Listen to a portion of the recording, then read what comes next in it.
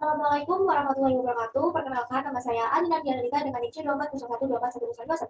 Saya berasal dari kelompok 9. Pada kesempatan kali ini, saya akan mempresentasikan hasil dari laporan yang kelompok kami susun, di mana laporan ini berjudul Analisis Pertumbuhan, Reproduksi, dan Makanan Ikan Ekor Kuning, yang memiliki nama latin Caesochuni, ditemukan oleh Bloch pada tahun 1791 yang ditangkap di Laut Natuna.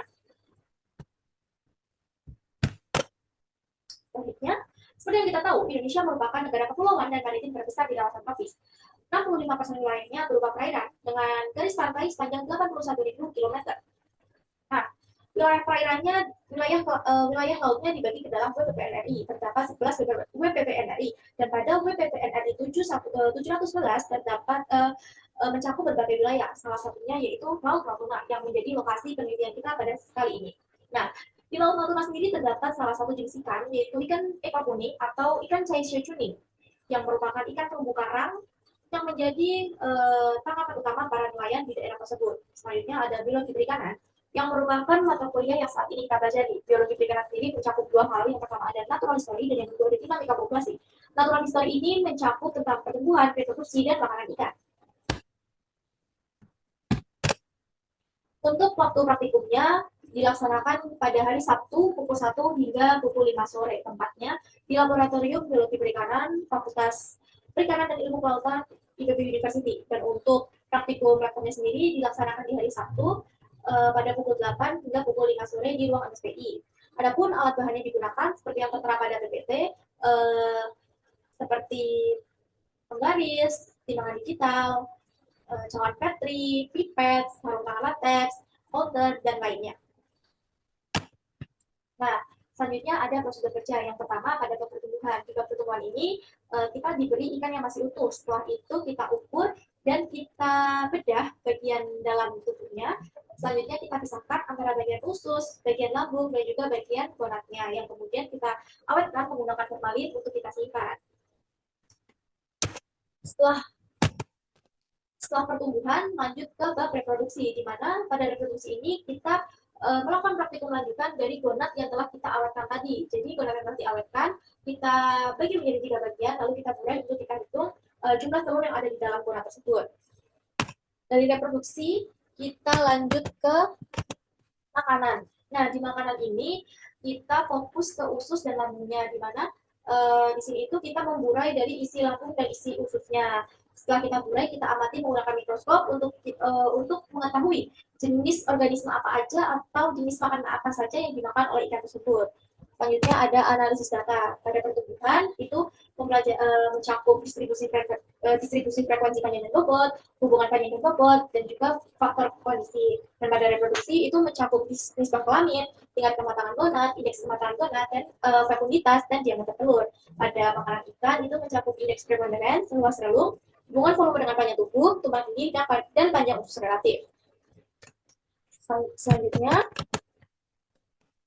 ada hasil, di mana yang pertama itu pada pertumbuhan ada distribusi frekuensi panjang yang terdapat beberapa selang kelas, dan di sini selang kelas tertingginya itu ada pada angka 130 hingga 138, dan untuk hubungan panjang dan bobotnya nilai determinasinya yaitu sebesar 87%. Untuk faktor kondisinya dapat dikatakan stabil karena pada bulan Mei, Juli maupun September tidak mengalami naik atau turun yang signifikan.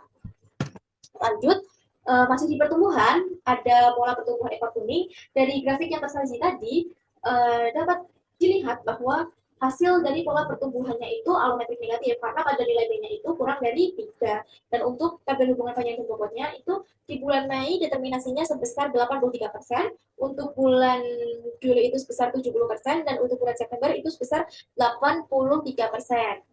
Lanjut ke reproduksi. Nah, di reproduksi ini ada nisbah kelamin. Bisa dilihat untuk betina itu lebih tinggi atau lebih besar nilainya daripada jantan. Adapun G-square-nya itu X-hit lebih besar dari X-tag. Untuk G-square-nya sendiri, X-hit lebih kecil daripada X-tag, sehingga dapat disimpulkan bahwa nisbah kelaminnya itu seimbang. Nah, di sini bisa dilihat untuk tingkat kematangan gonadnya didominasi oleh TKG 4, baik pada jenis kelamin jantan maupun betina. Dan untuk indeks kematangan gonadnya sendiri itu juga didominasi oleh TKG 4 atau pada TKG 4. Untuk fekunditas panjangnya ada pada determinasi sebesar 0,32% dan untuk fekulitas bobotnya itu ada pada determinasi 0,94%.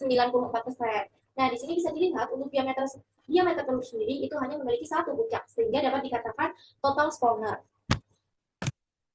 Lanjut ke makanan ikan, bisa dilihat untuk grafiknya bahwa di sini ikan yang kita gunakan itu tidak memiliki makanan utama karena pada saat kita identifikasi ikan tersebut sudah mengeluarkan sisa makanannya sehingga tidak terdapat sisa-sisa makanan yang mendominasi.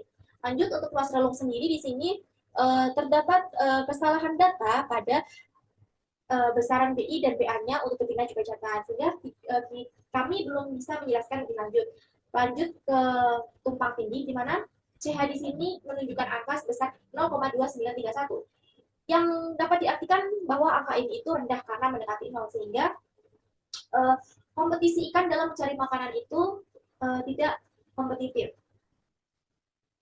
Selanjutnya ada hubungan volume makanan dan panjang tubuh ikan yang mana determinasinya itu paling besar ada pada jenis kelamin jantan dengan angka 3,52%. Dan yang terakhir ada panjang usus relatif dengan angka 0,3066 yang artinya nilai ini lebih kecil daripada 1. Sehingga dapat disimpulkan bahwa ikan ini merupakan ikan karnivora.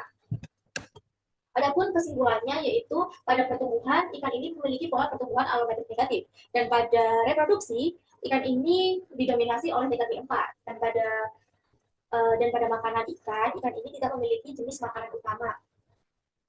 Lanjut untuk saran. Nah, di sini kondisi biologis ikan ekor kuning di perairan Natuna perlu terus dipantau untuk mengantisipasi dampak tekanan penangkapan yang semakin meningkat. Oleh karena itu, pengelolaan perikanan sebaiknya mempertimbangkan periode pemijahan dengan menetapkan waktu penutupan penangkapan agar ikan dapat memijah dengan optimal. Upaya perlindungan habitat, terutama terumbu karang, sebagai sumber pakan dan tempat hidup ikan, juga perlu diperkuat karena kondisi lingkungan sangat berpengaruh terhadap pertumbuhan dan keberlanjutan stok ikan. Nah, penggunaan alat tangkap hendaknya diarahkan pada jenis yang lebih selektif, sehingga ikan yang layak tangkap atau sedang dalam tahap perkembangan konat dapat terhindar dari eksploitasi berlebih. Selain itu, diperlukan penelitian lebih lanjut terkait parameter populasi seperti mortalitas, laju eksploitasi, dan dinamika produksi biomasa agar rekomendasi pengelolaan yang lebih komprehensif dan berbasis ilmiah dapat disusun untuk mendukung keberlanjutan ikan ekor kuning di perairan Natuna. Sekian presentasi yang dapat saya sampaikan. Kurang lebihnya mohon maaf apabila ada kesalahan. Wassalamualaikum warahmatullahi wabarakatuh.